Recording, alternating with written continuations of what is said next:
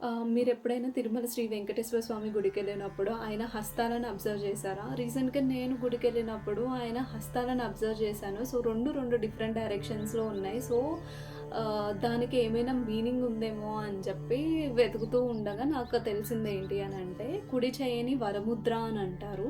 ఎడమ చెయ్యిని కటిహస్తం అని అంటారు. సో, ఈ 2 చేతులు డైరెక్షన్స్ నార్మల్‌గా శిల్పులు చెక్కుతున్నప్పుడు ఎవరో డిఫైన్ చేసినవి కాదు. సో, దీని వెనక ఒక లోతైన ఆధ్యాత్మిక అర్థం ఉందనమాట. సో, ఆమె యొక్క కుడి చెయ్యి భక్తుల వైపు కింద డైరెక్షన్‌లో తిప్పబడిన ముద్రలో ఉంటుందనమాట. దీన్ని వరముద్ర అంటారు. సో, ఇదేం డిఫైన్ చేస్తుందంటే స్వామి దయని అండ్ అనుగ్రహాన్ని సూచిస్తుందంట.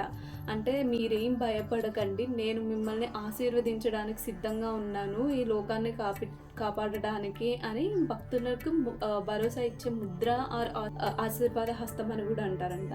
ఇంకా కటిహస్తం ఎడమ చెయ్యి నడుముపై ఉంటుంది కదా! దీన్ని కటిహస్తం అని అంటారు. ఇది స్వామి ధర్మాన్ని నిలబెట్టే సిద్ధతను సూచిస్తుంది.